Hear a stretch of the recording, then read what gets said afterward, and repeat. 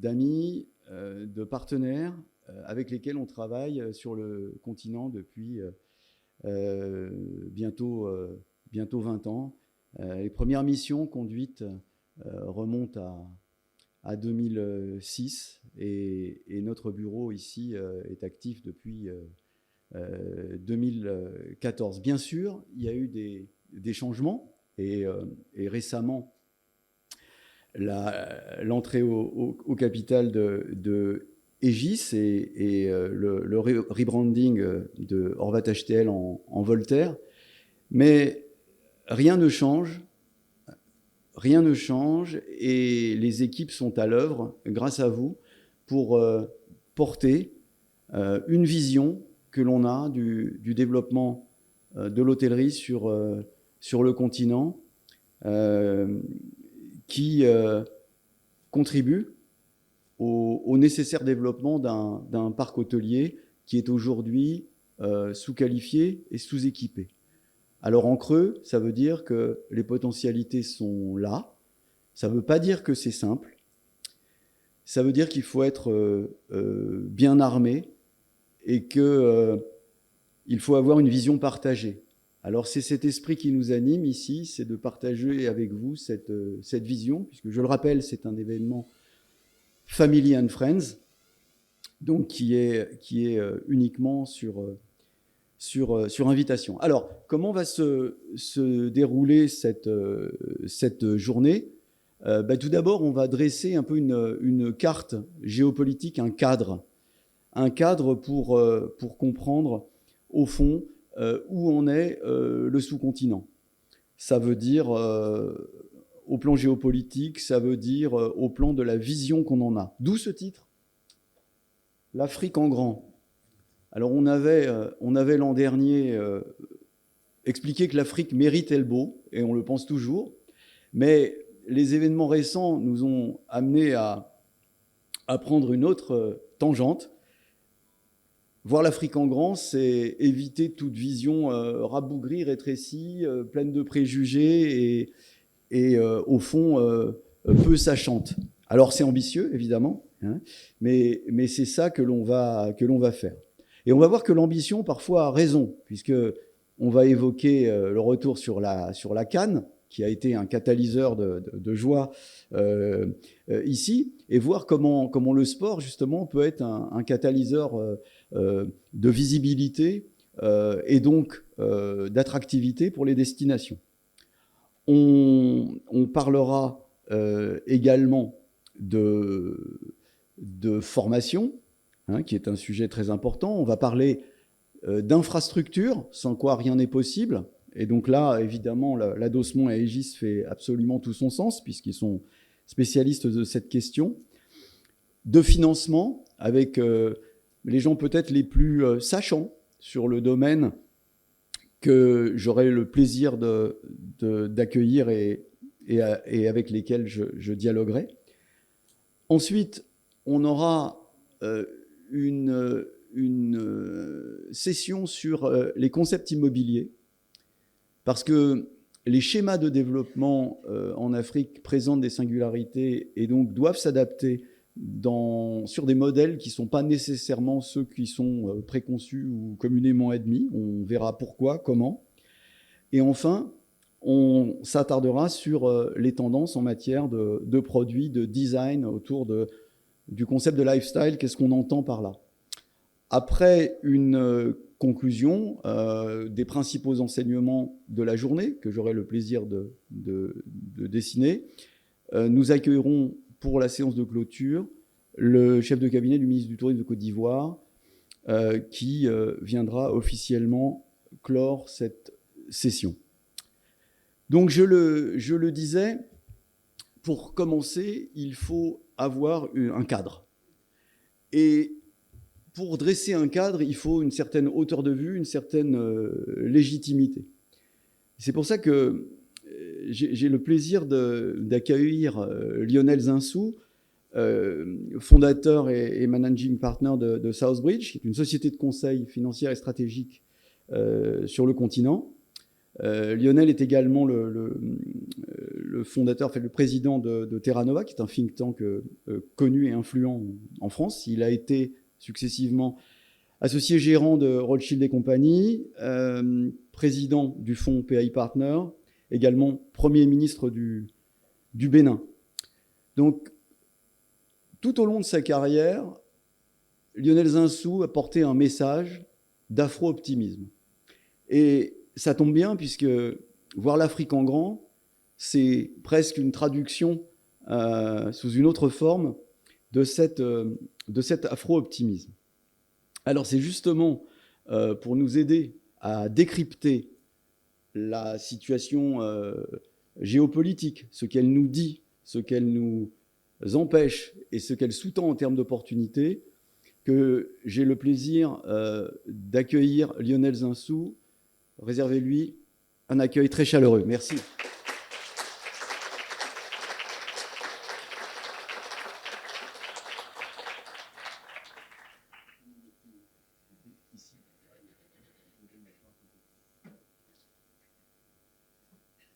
Alors, je ne cacherai pas ma joie, cher Lionel, de vous avoir à nos côtés pour cet événement. Et pour la première fois, dressé, ça se fait dans pas mal de conférences, mais nous, on a attendu une certaine maturité pour pouvoir se sentir légitime sur ce genre de questions. Et donc, vous inviter à dresser un panorama pendant une petite demi-heure du contexte géopolitique de la sous-région et qu'est-ce qu'elle nous dit en matière de guidance d'investissement pour le secteur qui nous anime, c'est-à-dire le tourisme et l'hôtellerie. Alors, je vous parle sans micro, c'est ça? Oui, vous avez un micro à chaque fois. D'abord, bonjour à tous. Je suis très honoré de votre invitation. Je suis même intimidé d'être devant autant de professionnels de cette industrie que je connais un peu en Afrique, mais où j'ai quand même tout à apprendre de vous pendant la journée. Et je salue notamment les amis dans cette salle. Donc je suis ravi d'être avec vous. Alors vous m'avez proposé, d'abord dans notre conversation, on parle pas mal d'économie et comment ça affectait l'industrie hôtelière. Mais manifestement, vous avez des angoisses de plus en plus fortes sur la géopolitique, parce que ce matin, vous avez dit quand même, il y a des bouleversements dans la région. Mais je voudrais peut-être commencer alors en disant qu'il ne faut pas hystériser tout ce qui se passe dans la région sur le plan géopolitique. Ça me frappe. Donc il y a quelques idées reçues. Alors, Monsieur le ministre, je vous salue aussi et je constate que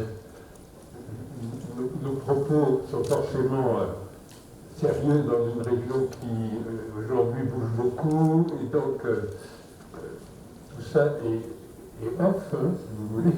Et moi je n'ai plus de fonction publique. Je ne veux pas appliquer les autorités publiques de la Côte d'Ivoire devant mes remarques. Il y a quand même un certain nombre d'idées reçues.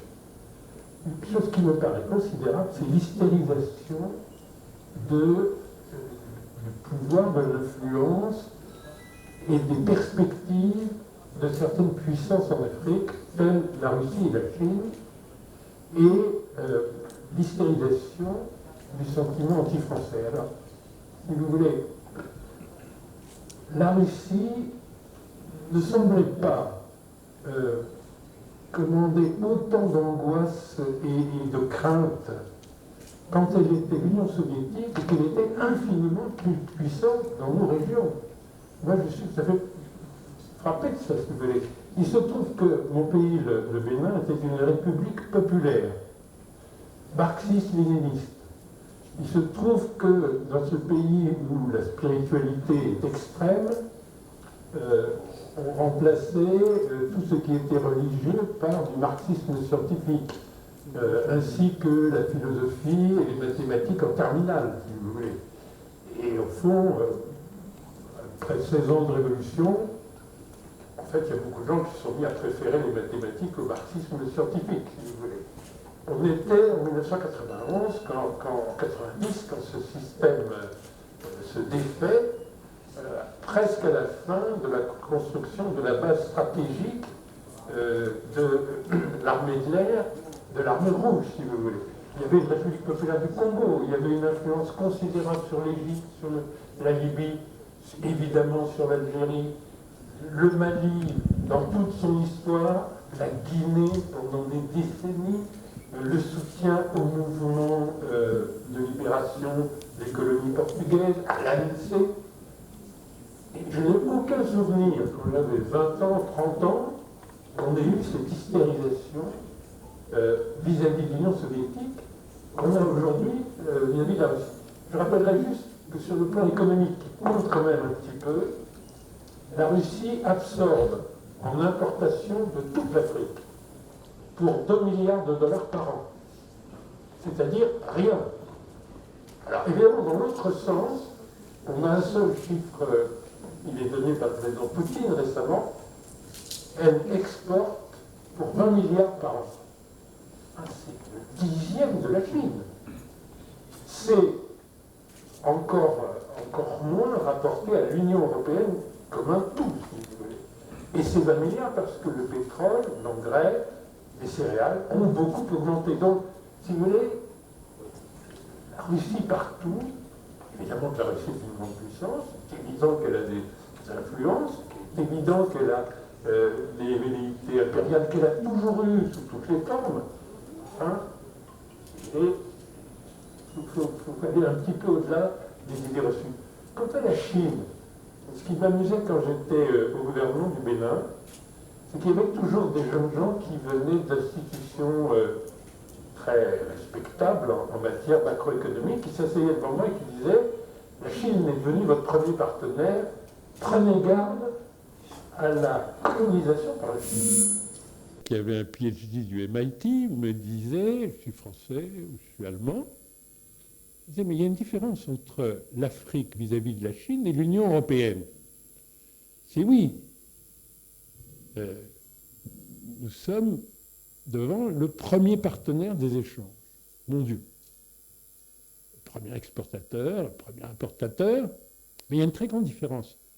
C'est qu'aujourd'hui, en 2023, on estime le déficit de l'Union européenne dans les échanges avec la Chine à quelque chose comme 320 milliards de dollars. On estime le déficit de l'Afrique vis-à-vis de la Chine à 3. Pourquoi? Pour une raison très simple, c'est que la Chine n'est pas en train de coloniser nos pays. Évidemment qu'elle a des influences très importantes. Elle est en train de nous utiliser comme fournisseurs de matières premières avec très peu encore d'intérêt pour notre marché. Et donc, et je crois que ça va évidemment changer très vite, et je salue dans la salle ceux d'entre vous qui représentent dans l'hôtellerie des développements très intéressants d'un groupe chinois qui n'est pas complètement indifférent dans le top 3 mondial. Voilà, et je les salue, et je pense que c'est une très bonne chose qu'il y ait une diversification des partenaires. Mais enfin, moi, quand on vient me dire « la Chine vous colonise », je dis à un jeune homme, même très bien formé, écoutez, résolvez le déficit abyssal des États-Unis et de l'Union européenne, et pour l'instant, laissez-nous tranquilles, nous avons besoin de partenaires différents, et il se trouve que c'est pour l'instant équilibré.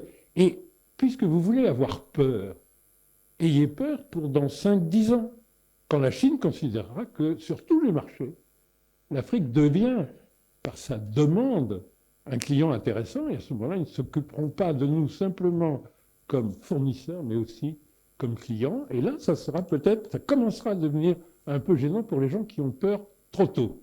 Mais si vous voulez, et le dernier point sur ces aspects géopolitiques, le rejet français, le rejet occidental est quelque chose que moi, comme métis franco-béninois, je ressens évidemment, mais que je ne ressens pas comme très important. Parce que qu'il y ait un rejet de la politique française, c'est une chose. Qu'il y ait un rejet des Français, qu'il n'y ait plus aucune appétence de quiconque en Afrique, notamment francophone, d'aller faire ses études ou voire faire sa vie professionnelle en Europe et en France, ça j'en suis moins sûr.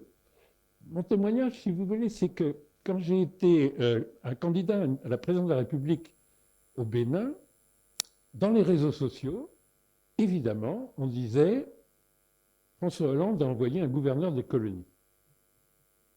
Un blanc. Alors, vous savez, le bon entraînement pour ne pas s'offusquer d'être traité de blanc au Bénin, c'est d'avoir été traité de nègre toute son enfance à l'école primaire à Paris. Donc, voilà, vous êtes habitué à cela. Mais si vous voulez, ça ne s'est ressenti à aucun moment sur le terrain. Si vous voulez, dans les échanges avec la population. Je ne crois pas du tout que le rejet des Français existe. Qu'il y ait des rejets de l'image de la France, mais c'est bien normal, si vous voulez. On a une opinion publique. On a des réseaux sociaux qui ne la reflètent pas avec la vérité scientifique de sondage, mais on a évidemment des gens qui ont des opinions complètement diverses. Si vous voulez, moi, ce qui m'opposait au président Patrice Talon, c'était complètement idéologique, mais il y a des gens qui, effectivement, dans le débat d'une élection, me traitaient de gouverneur des colonies, de recolonisateur. Hier encore, on m'a traité de valet de la France-Afrique, si vous voulez. Mais si je faisais de la politique en France, je serais malmené de la même façon, sur des thèmes un peu différents. Oui, faire attention. Et juste pour terminer sur ça, je crois qu'il faut, sur toutes les idées reçues politiques et géopolitiques, il faut avoir comme ça un tout petit peu de recul. Un jour, le journaliste de la télévision nationale me dit, bon, donc grosso modo, vous êtes considéré comme un recolonisateur. Et j'ai dit oui, mais notez quand même que, bon, on connaît un peu la France, le parti recolonisateur, pour l'instant, il est quand même assez limité. Si vous cherchez des gens sur la scène politique française qui se proposent de recoloniser l'AOF et l'AEF, si vous voulez, ils sont discrets. Et puis alors, là où je me suis aperçu qu'en matière politique, il ne faut pas utiliser le second degré, sauf peut-être en Grande-Bretagne et dans les pays anglophones, j'aurais dit, et puis de vous à moi, s'il voulait, ce parti en France, recoloniser quelque chose, êtes-vous sûr que ce serait le Bénin? Et là, il y a eu une alors, bordée d'insultes sur les réseaux sociaux. Il considère qu'on n'est même pas digne d'être recolonisé. Si vous voulez. Bon. Alors, il faut faire attention, si vous voulez. Ce sont des émotions. Ce sont des thèmes qui sont importants dans la vie politique des gens. Il faut bien qu'on ait une extrême gauche. Notre grand leader du panafricanisme, c'est quelqu'un qui s'adapte avec son temps. Avant d'être pourfendeur dans toute l'Afrique francophone de la France, il était un propagateur de l'antisémitisme. Bon, il y a eu un moment où, à la bourse des idées, l'antisémitisme, financé pas également par quelques puissances influentes, baissait et le panafricanisme anti-français montait. Donc, il y a des hommes politiques, notamment aux extrêmes, qui savent s'adapter. Par exemple, vous voyez, à l'extrême droite et à l'extrême gauche, on déteste dans le monde entier les unions monétaires. Bah pourquoi? Mais l'AfD, l'extrême droite allemande, s'est constituée contre l'euro. Longtemps, en France, la France insoumise et le Front National voulaient sortir de l'euro. Bon, ben, chez nous, nous avons aussi nos extrêmes, mais on a le droit d'avoir des populistes et des extrêmes. Et comme les activistes détestent les unions monétaires, pour des raisons qui m'échappent un peu, oui, nous avons un risque économique, même sur vos exploitations, c'est qu'ils gagnent du terrain et qu'on finisse par mettre en danger l'union monétaire de l'Afrique de l'Ouest. Ça, c'est pas faux, mais voilà, parce qu'il y a, dans des sociétés qui, à la base, sont quand même de plus en plus démocratiques, il y a des alternances. Un jour, j'ai dit à Ousmane Sonko, on était dans un débat à l'université de Lomé, que vous ne vouliez pas du franc CFA, instrument impérialiste français. C'est une chose. Moi, théoriquement, je suis prof d'économie dans le civil, mais je ne crois pas que les phénomènes monétaires soient si importants que cela. Et vous avez tout à l'heure parlé de l'instabilité, si vous voulez. Évidemment, c'est difficile à gérer. C'est plus difficile de gérer une exploitation au Nigeria et au Ghana. Mais regardez la performance comparée entre les pays francophones et le Ghana, entre les deux grands voisins. Vous verrez que d'avoir un cedi, qui est une monnaie qui ne fait pas du tout son travail de monnaie, bah, ça n'a rien changé au fait que les deux pays ont eu la même croissance, en réalité, très forte, parmi les plus fortes au monde. Donc moi, je ne suis pas tout à fait sûr que la monnaie qui fascine les populistes, notamment, soit si importante que cela. Mais c'est vrai que ça rend quand même beaucoup plus acrobatique. Vous avez une chance, je crois, dans votre industrie, c'est que pour beaucoup d'entre vous, les prix de référence sont en réalité des prix mondiaux. Et donc, dans des pays où vous avez une dévalorisation et une inflation très forte, en réalité, vous vous raccrochez, je pense, surtout à des prix en dollars, en euros, et donc vous retrouvez autrement une stabilité. Mais ce que j'ai dit à Ousmane, c'est, moi, ce qui m'ennuie dans le projet de sortir de la zone franc, qui peut devenir très actuel parce que le résultat des élections présidentielles du Sénégal, il est quand même assez ouvert. Hein. Le résultat, il pourrait tout à fait, même assez vraisemblablement, amener à des forces politiques qui voudraient sortir de l'UEMOA. Et ce que je lui disais, c'est, ce qui m'ennuie, c'est que c'est une très belle réussite d'intégration des économies et des peuples, et de leur libre circulation, et de la création d'un marché de taille optimale. Ce qui est gênant, ce n'est pas que tu dises « je déteste le nom de la monnaie, je déteste la parité fixe, je déteste… » Ça, franchement, moi, je me diffère complètement. Ce qui m'ennuie, c'est quand tu dis « je ne veux pas la même monnaie que la Côte d'Ivoire et le Bénin et le Mali ». Parce que ça, c'est vraiment s'affaiblir. Parce qu'un jour, tu nous diras que tu veux une monnaie casamançaise. Bon, c'est avant qu'il soit élu maire de Ziguinchor, si vous voulez, donc c'était pas une attaque à dominem, c'était juste une illustration du fait qu'effectivement, on peut se replier sur de plus en plus petit dans un monde où l'échelle compte de plus en plus. Bon, excusez-moi, mais je vais peut-être quand même dire 2 ou 3 choses qui ne sont pas géopolitiques, mais sauf si vous me dites qu'on a déjà dépassé le temps. Non, non, pas du tout, on a encore du temps. Non, non, je voulais que vous disiez un mot, parce qu'on l'avait évoqué aussi, justement, des replis nationalistes qui peut-être sont un peu une controverse par rapport aux opportunités qui peuvent exister, notamment liées à la côtière et avec l'impact du Nigeria.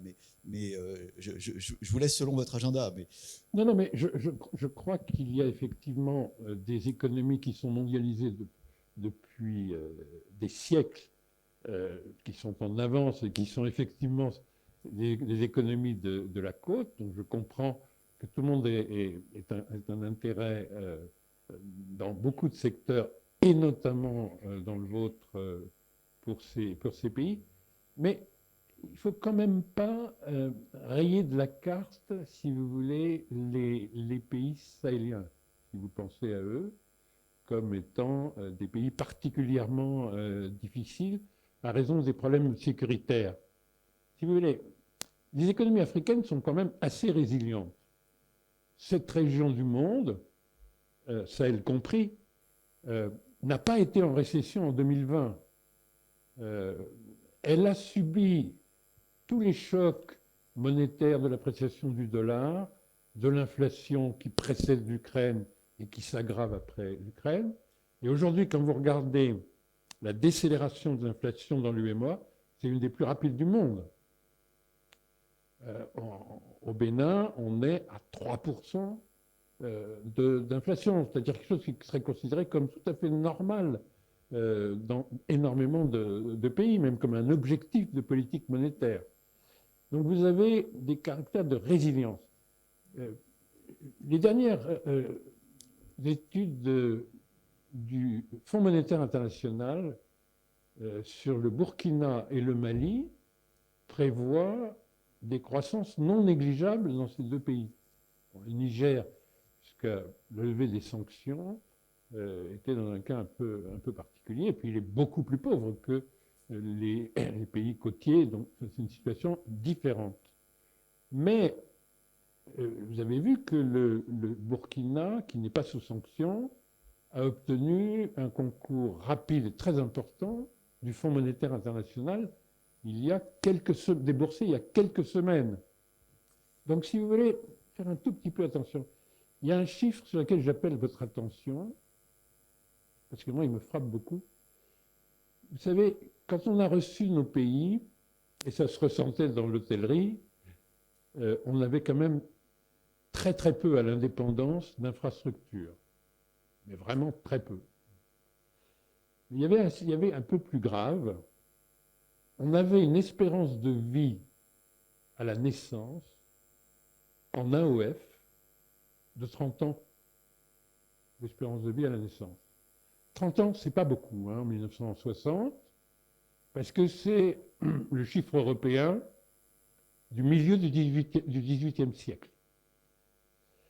Aujourd'hui, notre région est plutôt à 62 ans d'espérance de vie à la naissance.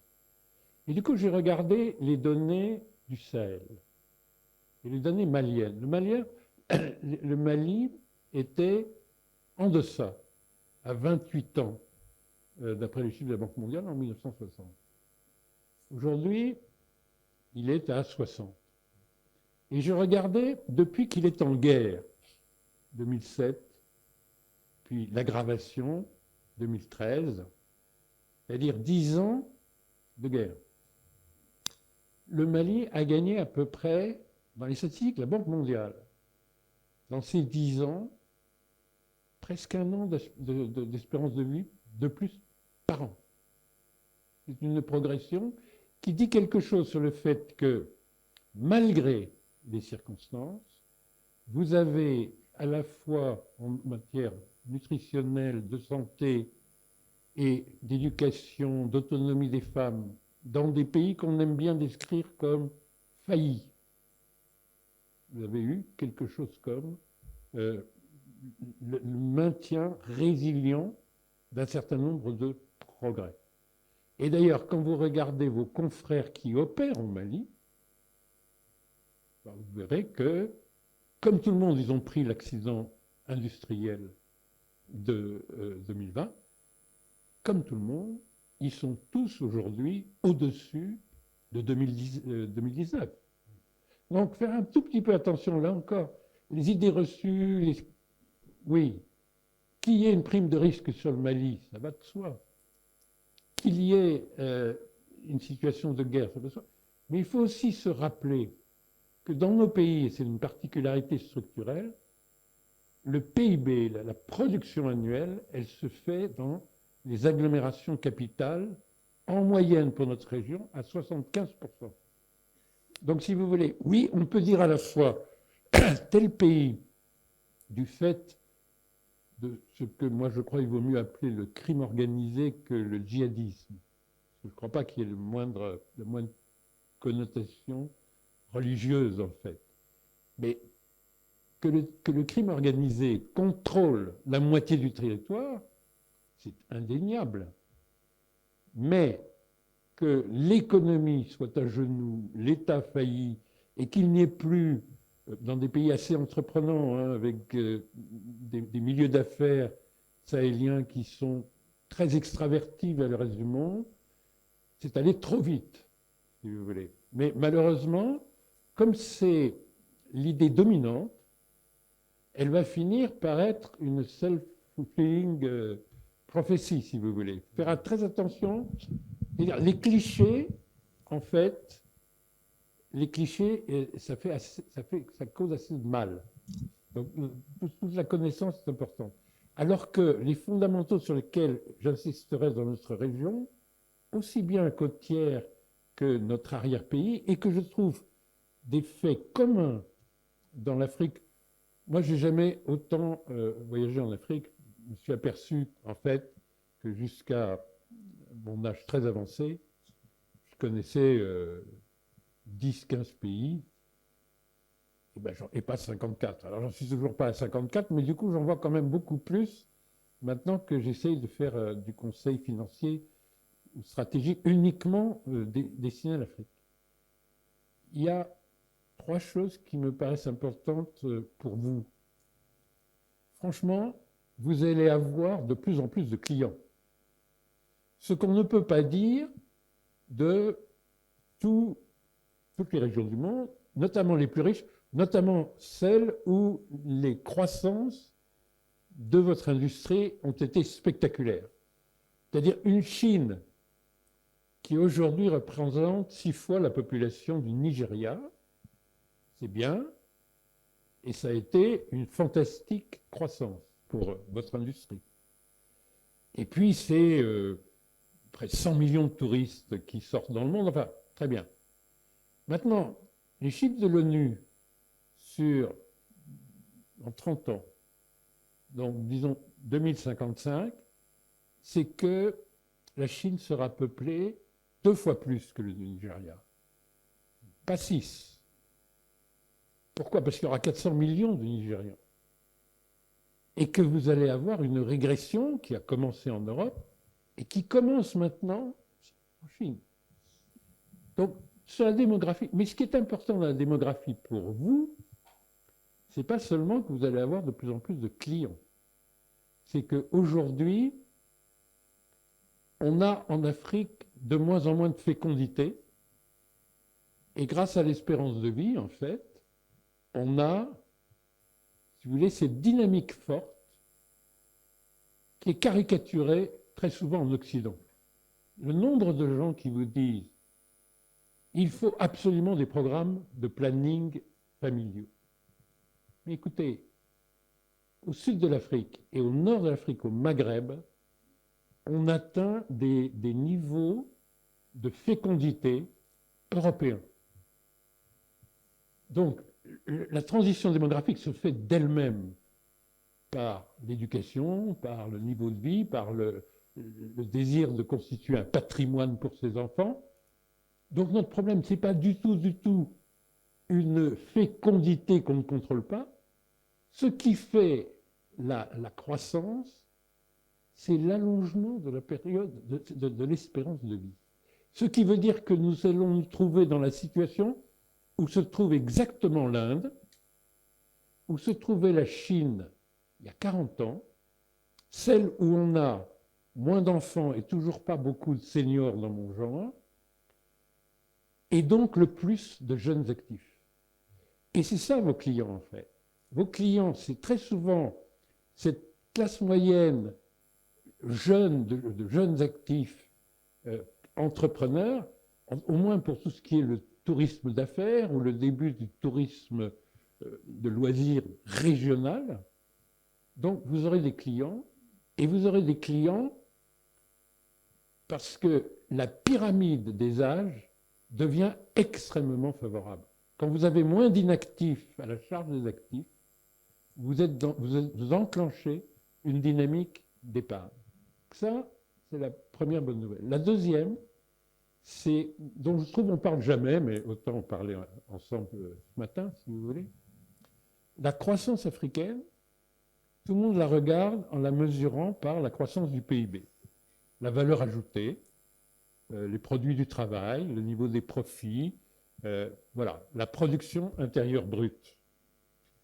Mais on ne ferait pas la croissance à 2 chiffres que ce pays a fait depuis 2011 à plusieurs reprises. On ne ferait pas ce qu'a fait l'Éthiopie, la Namibie, etc., simplement par une dynamique qui est pourtant très forte de productivité. On le fait aussi parce qu'il est en train de se passer une révolution des actifs. Des actifs au sens assets, si vous voulez, en anglais. Des classes d'actifs. Et vous êtes, en fait, un des meilleurs exemples. Qu'est-ce qui se passe en Afrique? C'est que des choses qui n'avaient pas de valeur sont aujourd'hui activées. Par exemple, le foncier urbain, parce qu'on a la plus forte croissance urbaine au monde.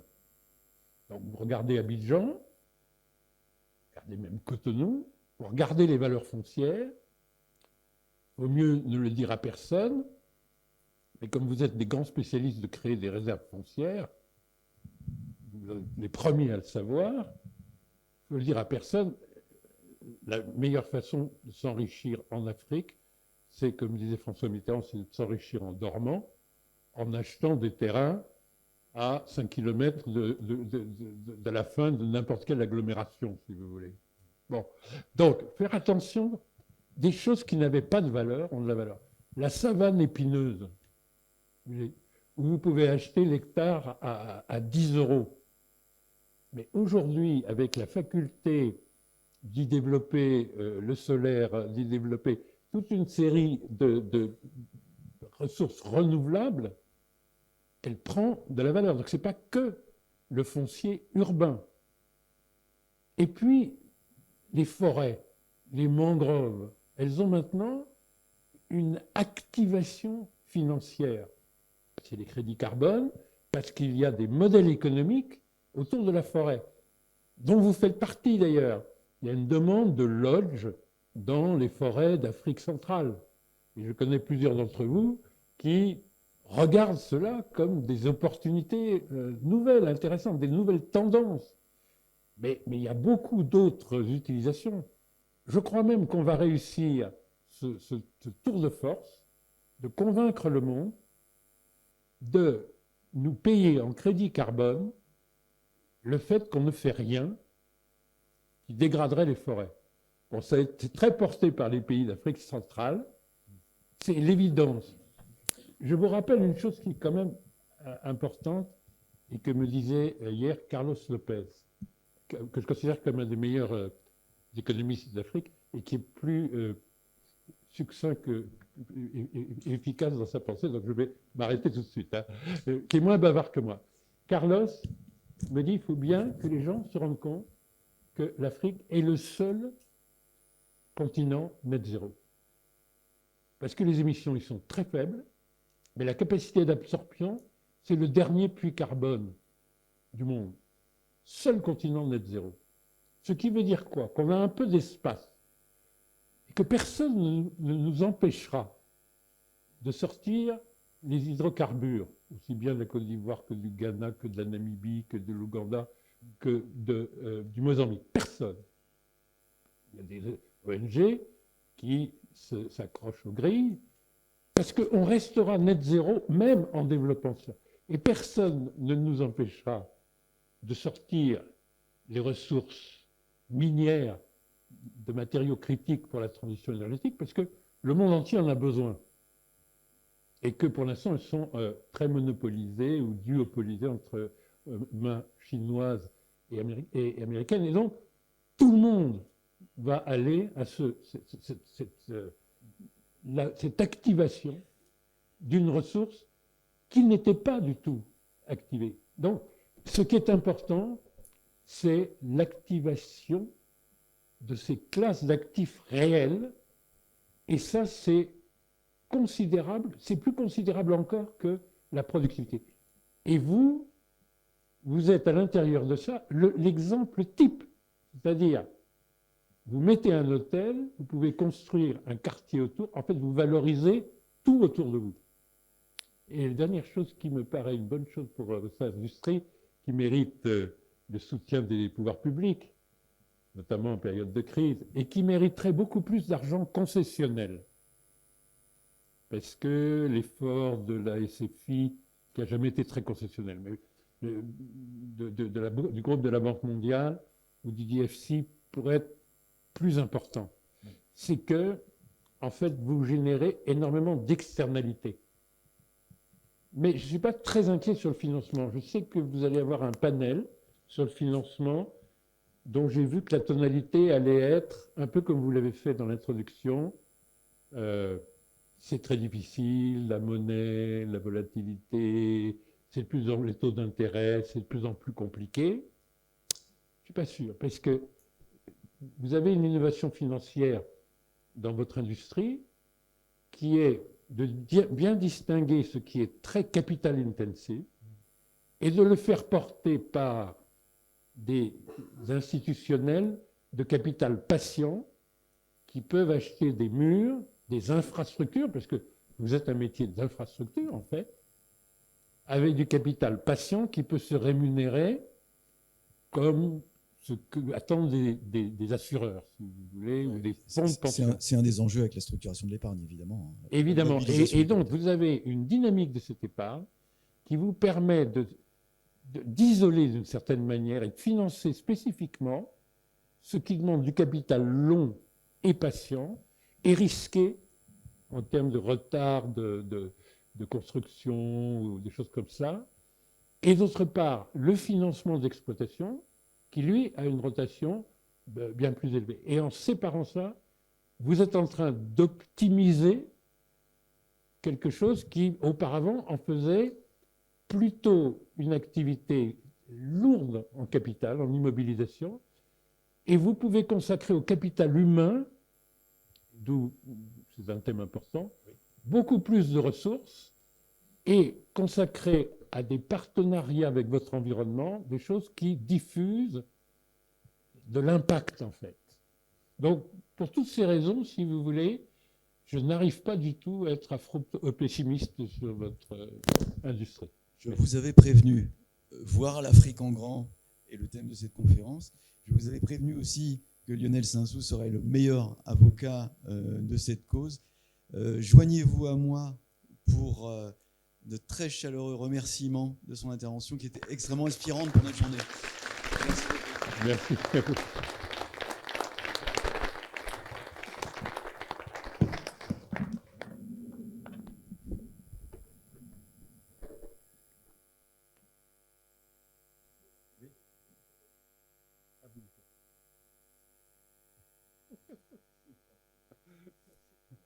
Vous voulez que je fasse une photo ?